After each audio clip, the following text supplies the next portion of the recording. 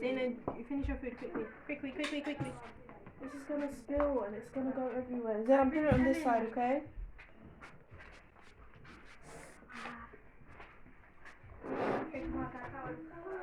زين اسمعهم في الاسم.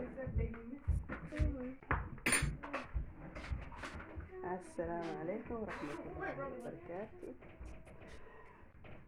أصحابتي الغالية ما توحنا لقيت سنة. أحمد بارتيس هنا. Happy birthday أحمد بارتيس.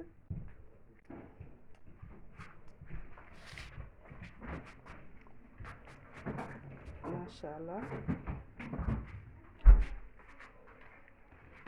وبس كلمان نبقى أنا Nine. أنا حسوسي.